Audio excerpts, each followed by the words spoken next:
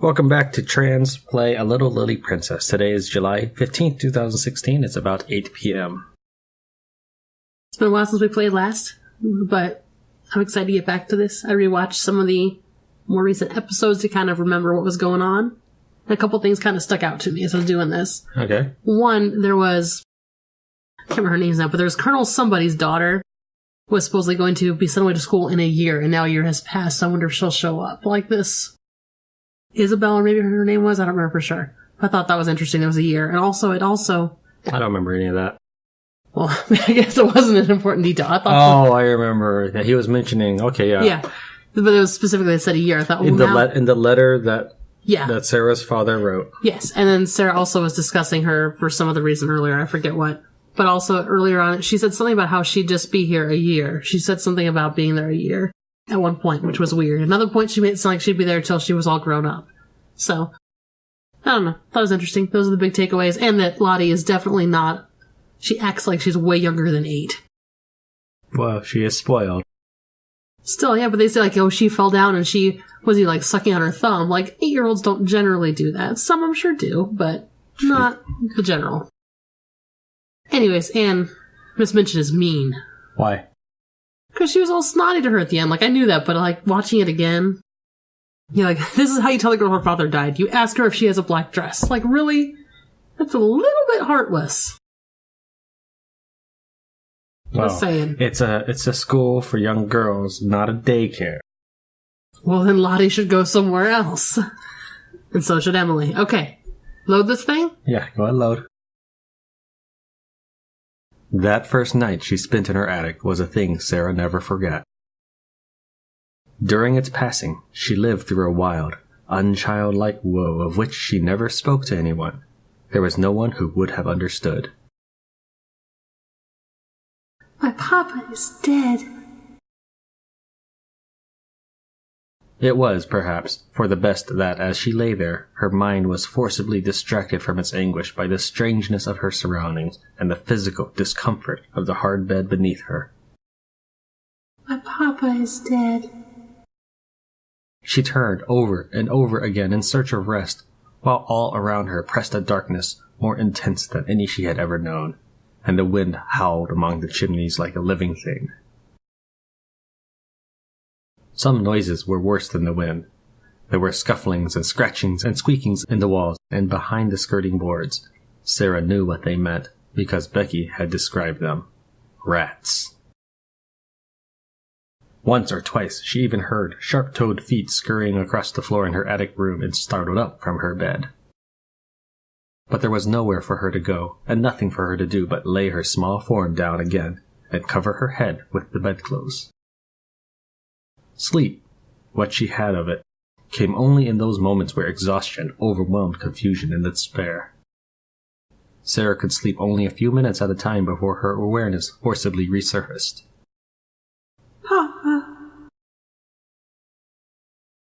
In the morning, her already pale face had been haggarded by the night of torment. She passed through the hallway where the students slept. The door to her rooms stood slightly ajar, enough for Sarah to see that everything had been changed. Her ornaments and luxuries had been removed, and a bed had been placed in a corner to transform it into a new pupil's bedroom. Her presence had been completely wiped away. When she went down for the morning meal, she saw that her seat at Miss Minchin's side was now occupied by Lavinia, who refused to meet her eyes. You ought to have been down here earlier, Sarah, if you wanted any breakfast.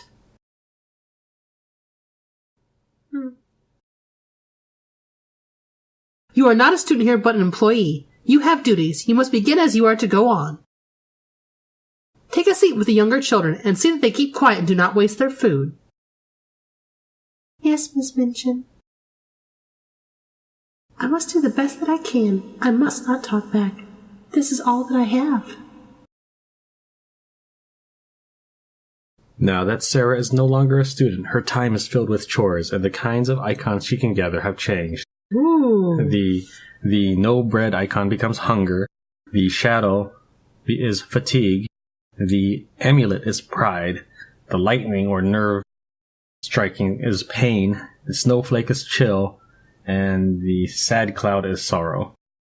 As before, icons are only converted at the end of the week. Until then, they can be changed or lost by other activities. Plan the order of your activities in order to get the best results for the week. Oh, they've got a different flower. It's all sad. Oh, I didn't notice that, actually. I notice these things. Yeah, maybe that's why you need me. Maybe you should pay more attention to, winning the game.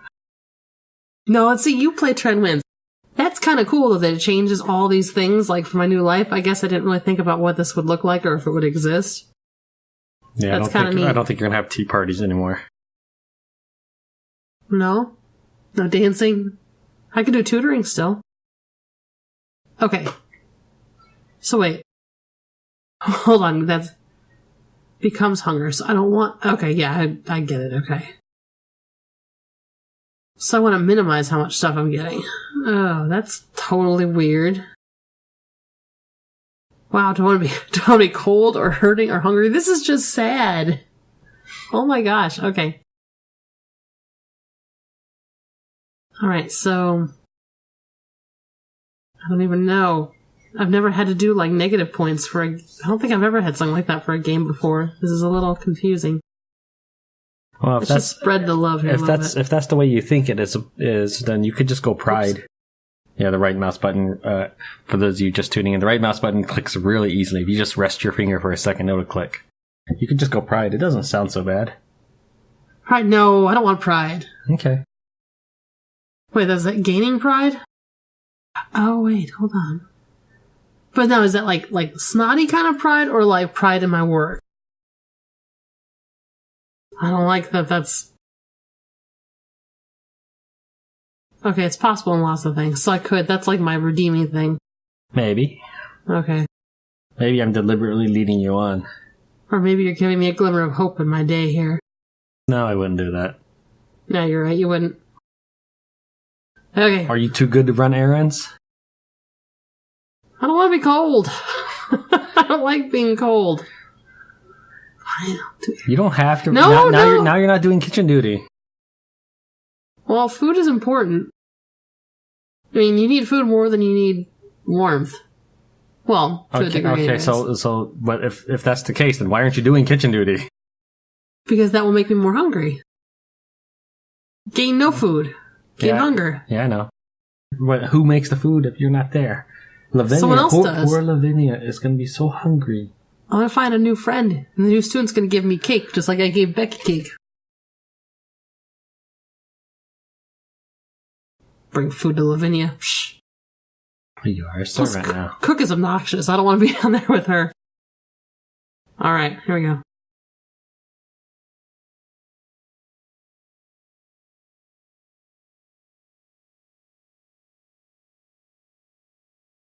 Have a little pride. This is just sad. Like, it's bad enough they took her dad away, but this is just sad. Alright. Wait, bad enough? You make it sound like this is worse than losing her dad. No, like, it's just adding insult to injury, as they say.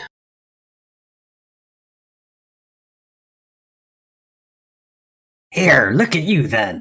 The fancy girl all made such a fuss over. I did not sign up for kitchen duty. What are we doing here? I avoided her on purpose. I am insulted. Not so high and mighty now, are you? There'll be no more tea and cakes for you, missy, and don't you forget it. Always expecting us folk to serve with a smile, aren't you, ladies? Never a thought of how much else we might have to be getting on with. No, it's always you. Well, see how much you like it then. You're nothing now, missy, do you hear me? Nothing. Say something, why don't you? Please, ma'am. Don't you ma'am me? Ain't none of us ma'am or miss. Not down here. That's for the upstairs folk. Please, I came to see if you had any duties for me. Ha! Hoping I wouldn't, and you could duck away and leave me to take the blame if you're caught. Look at your hands, soft as porridge. Soon crack and bleed if I gave you any real work, and then you'd ruin what you'd touch. Here, girl, take these rags out back and wash 'em. And if you bleed on 'em, wash 'em again. Wow, she's harsh. Yes, cook.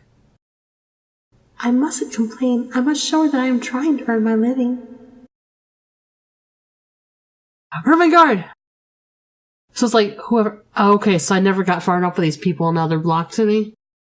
I also, on the rewatch, noticed that it advised me in the beginning that I should try to focus on 2 or 3 people. And I didn't entirely do that. Well, Ermengarde. Oh, but you're my new little sad friend. Oh, better keep this up. She'll still talk to me. Sarah's disappearance from her own party had been sudden and absolute. Such traumatic news, delivered so suddenly, had been a blow that drove all thoughts out of her mind. She had lain in her attic bedroom trying to come to terms with her loss, and not stirred until morning. Miss Minchin had preferred that the break be quick and clean, that Sarah transition at once from a princess to a pauper, and never again the issue be addressed in public. She was a servant, nothing more.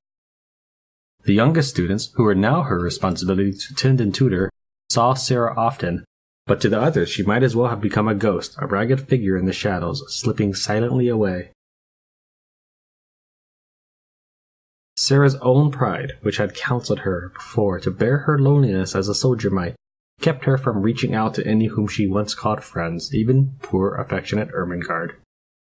It had, therefore, been a day or 2 since Ermengarde had even laid eyes on Sarah, and she was caught by surprise to encounter her coming down a corridor with an armful of garments to be mended. She looked pale and unlike herself, and she was attired in the queer, outgrown frock, whose shortness showed so much thin leg. Ermengarde was too slow a girl to be equal to such a situation. She could not think of anything to say. She knew what had happened, but, somehow, she had never imagined Sarah could look like this, so odd and poor, so lacking in that unique spirit which had always made her fairy-like in Ermengarde's eyes. It was the difference between a fresh flower and one dead and trampled underfoot. It made her quite miserable to see it, and she could do nothing but break into a short, hysterical laugh. Oh, Sarah, is that you? Her words were aimless, almost without meaning, and her eyes twitched from point to point, afraid to settle on any detail of Sarah's misery and be seen to stare. Sarah, for her part, gazed straight ahead with a curious intensity. She held a pile of garments in her arms, and her chin rested upon the top of it to keep it steady. Yes. She said it like a challenge, one that Ermengarde did not know how to answer. She felt as if Sarah had changed into a new kind of girl, and she had never known her before. Oh, how are you? I don't know. How are you? I'm quite well. Those eyes fixed her in place, scattering what few wits she had. Desperately, she groped for something to say which seemed more intimate. Are you very unhappy? Sarah's torn heart swelled within her. What do you think? Do you think I am happy? And she marched past her without another word. She is like the others. She does not really want to talk to me. She knows that no one does. She could not see the heartbroken expression on Ermengarde's face. That was depressing. I thought maybe she'd be a little more kind. Do make an effort, Ermengarde. The classroom is inches from the dining room, and even you should be able to manage. That's not fair. I had to go back upstairs for my book. Stung by Lavinia's teasing, Ermengarde hurried through the door and closed it behind her. They're going to class. They have books. She stood there for a moment, biting her lip and staring at the wood of the door, when suddenly it opened again. Sarah, come with me. Sarah lowered her gaze and followed Miss Minchin into the kitchen. Emma, the basket. Here, ma'am. Very good. Sarah, here's a list of things we need from the market, and here are some coins to pay for them. When you are done, bring your purchases to Emma and any leftover coin to me. I know what such items should cost. Do not attempt to pocket any of the coins for yourself, or you'll be whipped for theft. Yes, Miss Minchin. On with you, then. Sarah kept her head down and walked out of the room without protest. We're going to see the beggar boy / girl. She wasn't sure what he was. And she's going to give some money to him, and then we're going to be in trouble. Well, maybe don't do that. At least her education is not completely wasted. That Becky can scarcely read her name. I certainly couldn't give her written instructions. No, ma'am. Well, get back to your work. Yes, ma'am.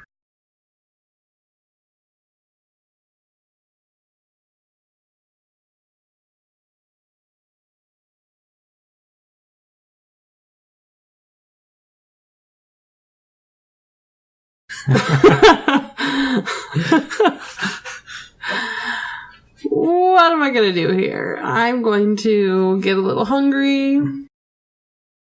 I hope I went... Maybe I should do errands first. Do you think that matters? Like, You know, I already know all of this. I know you do. It's rhetorical. I know you're not going to answer me. I'm making conversation here. I'm not much of a conversationalist. No, I know. My viewers unfortunately already know that.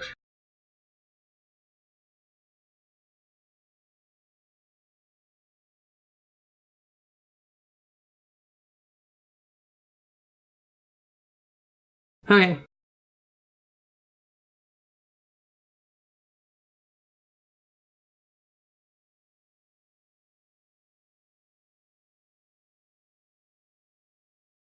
Ooh.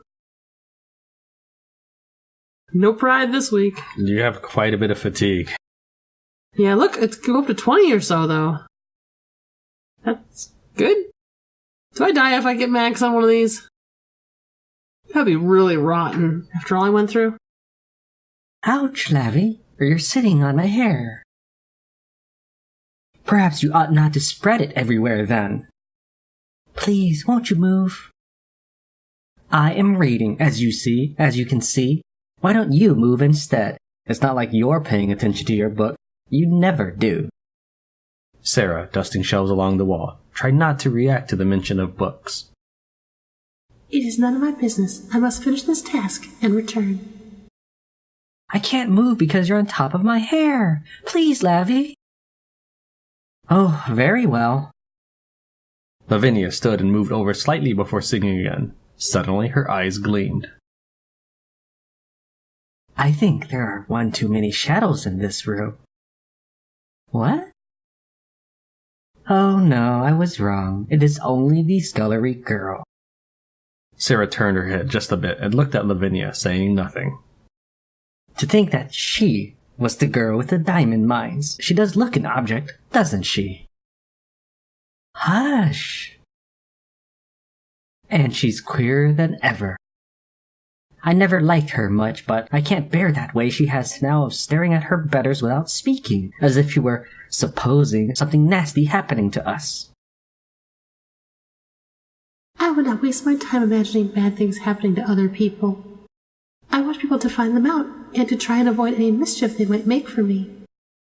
If Lavinia tripped me or shoved me, no one would care. No one would punish her. She continued to stare at the two girls until Jessie nervously clutched her friend's hand. Come on, let's go and sit in my room instead. The atmosphere would certainly be an improvement. And Sarah said nothing. What's Set's route? That means that you can no longer talk to anyone else. Whoa. But I can't choose that, so it doesn't matter. But I need to get some pride if I want to talk to the fancy people. I see, okay. I'm gonna have to choose one person? Oh my gosh.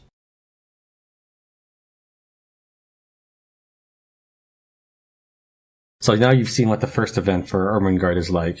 And after that, you have to only talk to Ermengarde if you collect the pride. So this will now be Becky's first event for this act. Mm-hmm. And the hard bed would never be a comfortable place to sleep.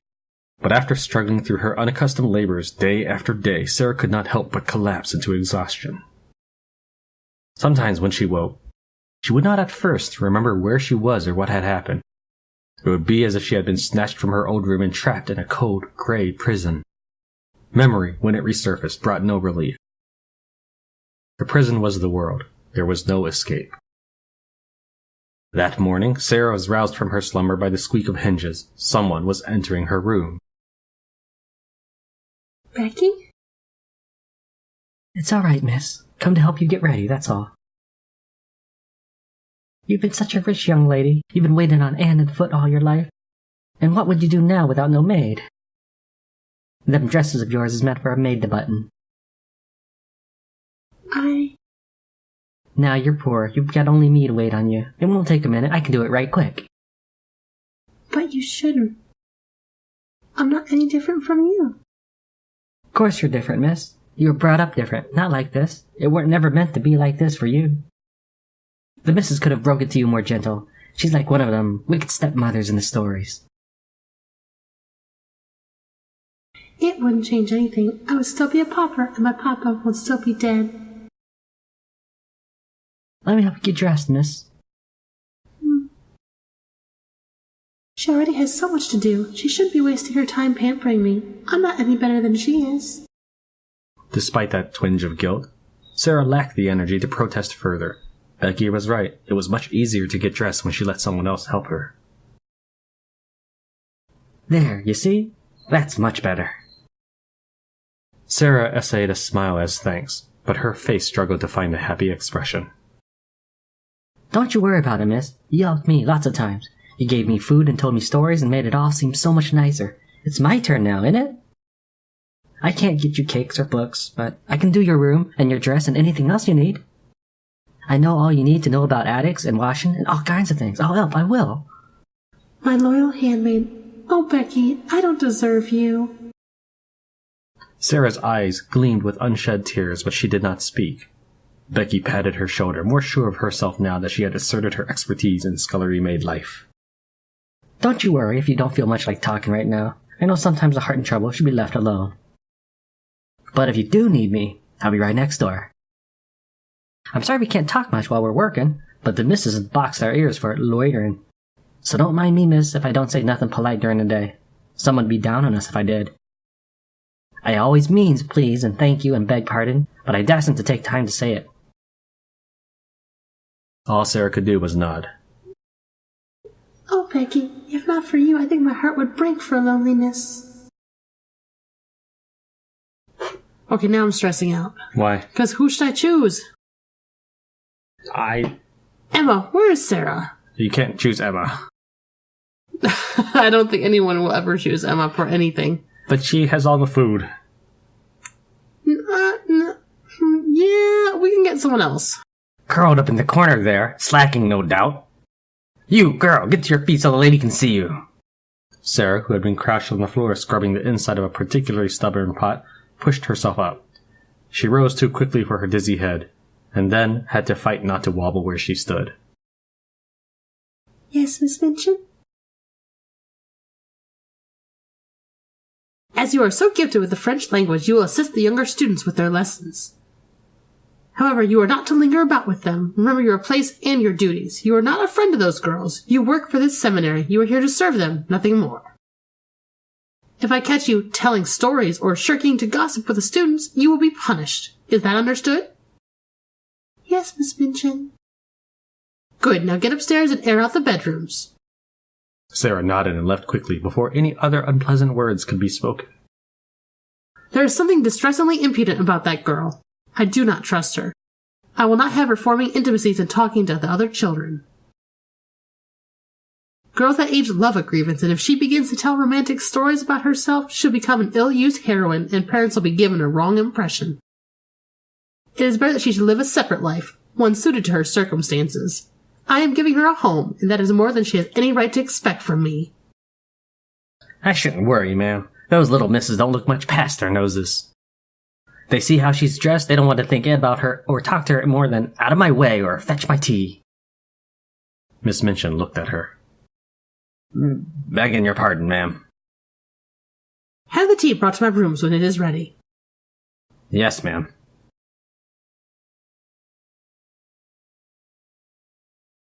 Becky's so sweet, and she's so nice, and she's... Yeah, but she's so poor. I don't... Oh, wow. Okay, so I really like Becky a lot. I think she's great.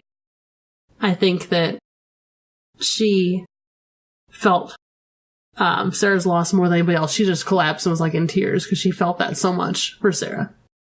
I like Ermengarde, though. I really do. I think she's nice. I like that she likes the animals and she's, well, the nature, and she has, the not the greatest family situation. I think that, she needs someone to be her friend, too. You want someone dumber than you. They're both less intelligent than Sarah. Just go on. Collect your stats.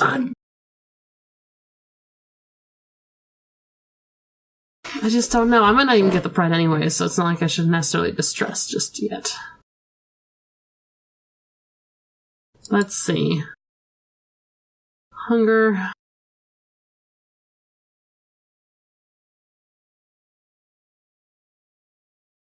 I probably should choose Becky, because she's on the title screen. That's the way to go. But ignore that. What would you think? I was probably supposed to choose Becky, because I have her life. I feel like that's probably like the natural path, that she's the only one that's really supporting me through all this. Which character is... Do I like more? Ermengarde? Really? Yeah, I mean, Becky, she's sweet and all, but... I don't know. Do you empathize with Ermengarde? Are you a little slow? I don't know if the books are real. How do I know? Do you have trouble with books? No, but the other girls pick on her just like they picked on me, so I think I'm kind of... Are you talking about Sarah, or are you talking about you? I'm talking about Sarah. No, like, they're all kind of a little bit mean to Sarah, and they're all kind of a little bit mean to Ermengarde, so I feel like, they kind of connected over that. Lottie was the same way, but she's kind of bothersome, so... See, is this the second week or first week that you've done this? This is the third selection. All right, so that'll be almost our episode for now. So we'll segment this in a minute here. Okay. Unless you want to segment it right after, or even perhaps right now. Okay. So that we can, so that I guess it'll be a cliffhanger for the next episode where people see what decision you've come up with. Assuming that's also Becky's locked route as her second mission. See how I think, because these are like objectives. Whereas Ermengarde, her second was a locked route. You can only assume that Becky's second is a locked route. Right. I'm going to have to choose. This is going to be it. You may have to, but maybe you have more electives or options. Lottie's probably coming up, because they said you're going to tutor the younger children, but don't tell them a story, and she's totally coming in. I don't know, but let's go ahead and save. Alright. Alright, and then we're going to stop the episode here. The previous episode was like a very long episode, so we'll consider this kind of balancing out. I don't know, maybe not. I'll have to really think about how I'm going to break up the episodes. But for now, thank you very much for watching Tran's playing Little Lily Princess. Tran's distressing over decisions. No, not plural. You're Tran stressing over decisions in Little Lily Princess. Thank you very much for watching Tran distressing over decisions in Little Lily Princess. We'll see you next time.